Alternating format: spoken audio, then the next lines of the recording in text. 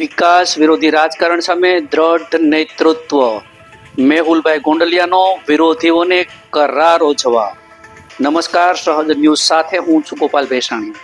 કેશોદ નગરપાલિકાના પ્રમુખ મેહુલભાઈ ગોંડલિયાની કાર્ય મુદત પૂર્ણ થવા નજીક છે ત્યારે જાહેર નિવેદન આપી તેમના વિરુદ્ધમાં કરવામાં આવેલા આક્ષેપોનો દ્રઢતાપૂર્વક જવાબ આપ્યો છે. તેમણે જણાવ્યું હતું કે કેટલાક તત્વો દ્વારા વિકાસલક્ષી કાર્યોમાં અવરોધ ઊભા કરવા, ખોટી અરજીઓ, આરટીઆઈનો દુરુપયોગ કરી અનાવશ્યક વિવાદો ઊભા કરવાની કોશિશ થઈ રહી છે. પ્રમુખશ્રીએ જણાવ્યું હતું કે નગરના હિત માટે પારદર્શક અને નિષ્પક્ષ રીતે કામ કરવામાં આવ્યું છે. તેમના કાર્યકાળ દરમિયાન શહેરના અનેક મહત્વપૂર્ણ પ્રોજેક્ટ અને ગતિ આપવામાં આવી છે. વિકાસને સર્વોચ્ચ પ્રાથમિકતા અપાઈ છે. રાજકીય લાભ માટે નગરપાલિકાની છબી ખરાબ કરવાનો પ્રયાસ દુર્ભાગ્યપૂર્ણ હોવાનું તેમણે જણાવ્યું હતું. તેમણે વધુમાં ઉમેર્યું હતું કે આંબાવાડી વિસ્તારમાં નગરપાલિકા સંચાલિત બગીચામાં મહાબલી હનુમાનજી મહારાજની પ્રતિમા સ્થાન બાદ સિંહાસન આસપાસ લગાવવામાં આવેલ માર્બલમાં ટેકનિકલ ખામી જણાતા તાત્કાલિક કારીગરો દ્વારા યોગ્ય સુધારણા કરવામાં આવી હતી. હકીકત જાણ્યા વગર કરવામાં આવેલા આક્ષેપો માત્ર રાજકીય હેતુ હોવાનું તેમણે ખંડન કર્યું. પ્રમુખે જણાવ્યું હતું કે આવનારા સમયમાં અંડરબ્રિજ, હિન્દુ સ્મશાન સહિતના વિકાસ કાર્યોમાં જો કોઈ ગેરરીતિ થઈ હોય તો જવાબદાર લોકો પુરાવા સાથે જાહેર કરવા આવે. નગરના વિકાસ અને જનહિતના કાર્યોમાં કોઈ પણ પ્રકારની દખલગીરી સહન નહીં કરવામાં આવે એવી તેણે સ્પષ્ટ ચેતવણી પણ આપી હતી. મેહુલભાઈ ગોંડલિયાએ તેમના સાદગીભર્યા સ્વભાવ, પારદર્શક વહીવટ અને દ્રઢ નેતૃત્વ માટે જાણીતા છે. તેમના કાર્યકાળ દરમિયાન શહેરમાં અનેક વિકાસ કાર્યોએ નવી દિશા અને નગર હિતને સર્વોપરી રાખીને તેઓ સતત જનસેવામાં નિષ્ઠાપૂર્વક જોડાઈ રહ્યા છે. નગરપાલિકાની મુદત પૂર્ણ થયાની સાથે જ આવનારી સામાન્ય ચૂંટણીને લઈને શહેરમાં રાજકીય ગરમાવો જોવા મળી રહ્યો છે. આગામી દિવસોમાં પક્ષસ્તરે લેવાયેલા નિર્ણયો પર સૌની નજર રહેશે, પરંતુ શહેરના વિકાસ માટે તેમનો દ્રઢ અભિગમ સ્પષ્ટ છે. રિપોર્ટર દિનેશ કાનાબાર, સહજ ન્યૂઝ, કેશોદ. મેહુલ ગોંડલિયા, નગરપાલિકા પ્રમુખ કેશોદ. અને મારી હારે છે પ્રવીણભાઈ, જેણે આ હનુમાન બાપાનું સિંહાસન બનાવ્યું છે. જે હવે 2 દિવસ ત્યાં જે ઓડિયો વિડીયો જે વાયરલ થઈ રહ્યા છે એ સનાતન ધર્મને બદનામ કરવા માટે આમ આદમી પાર્ટીના પ્રમુખ જે ખોટી વાતો કરે છે કે સિંહાસન ખંડિત થઈ ગયું છે. હકીકતમાં એવું કંઈ ખંડિત થયું નથી. આ મારી સાથે કારીગર પણ છે અને એ એક લાદીમાં એર રહી ગયો હતો એટલે એ કારીગરને હું જોવા આવ્યો એટલે કારીગરને કીધું કે આ કોઈ માથે પડે એટલે અમે હાથે ઉતારી લીધું છે. અને એ લોકોએ ખોટો વિષય ઊભો કરી અને એના ખોટા ફોટા પાડી અને જે આ સનાતન ધર્મને બદનામ કરવાનું એનું આ કાવતરું છે. કઈ રીતના આખું હતું, શું કહેશો એ બાબતે? હવે આમાં તો જો હવે આપણે તો કામ વગર ક્યાંય બોલતા નથી. આનું આ હનુમાન બાપાની સાક્ષી આ સનાતન સત્ય છે.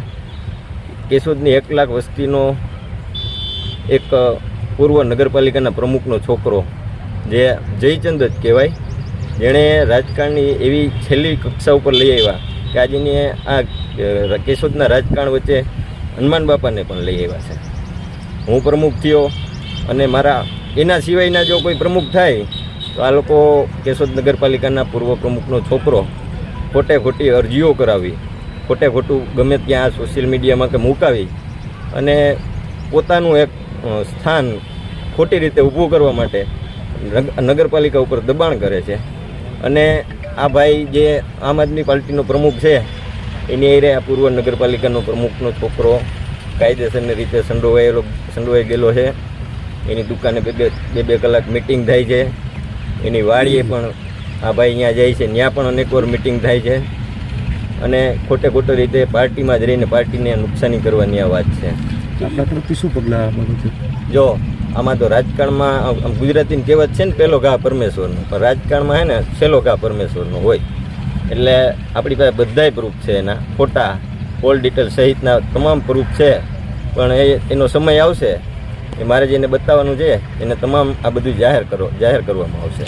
મેહુલભાઈ, તમારી ટર્મ પૂરી થવાના થોડા દિવસો બાકી છે, તો તે અરસામાં જ આવો અંદર ખેંચકાણ સામે આવ્યું? આમ તો આ લોકોની છે ને પહેલેથી મેન્ટેલિટી એવી રહી છે એને એના અમુક સભ્યોની, પોતાના પરિવારના સભ્યોની, કે ગમે એ માણસ ભેગો બેહાડવાનો પછી કૂવામાં ઉતારીને આપણે નથી કહેતા ઓલું દોરું કાપી નાખીએ, એવું આ લોકોની પહેલેથી એકદમ સિસ્ટમ છે. અને આવનારા સમયમાં આમાં રાજકારણમાં હું સ્ટ્રોંગ રાજકારણ કરવું હોય ને તો તેરા તુચકો અર્પણ એ કરવું પડે. એટલે એ પૂર્વ પ્રમુખના છોકરાને હું અહીં મીડિયાના મારફતથી જાહેર ચેતવણી રૂપે કહું છું કે જે મારા કાર્યકાળમાં જે મને બદનામ કરવાનું, ખોટી અરજીઓ કરવાની, એણે એક ગણું કર્યું છે. હોલ માર્ચે મારી મુદત પૂરી થાય છે, એ પછી ઇલેક્શન આવવાનું છે. ઇલેક્શન પછી આપણે હાવ ફ્રી જ છીએ, એટલે એની જે મારી ઉપર કાવા દાવા કર્યા છે એનું 100 ગણું એને ભોગવવાની તૈયારી રાખે.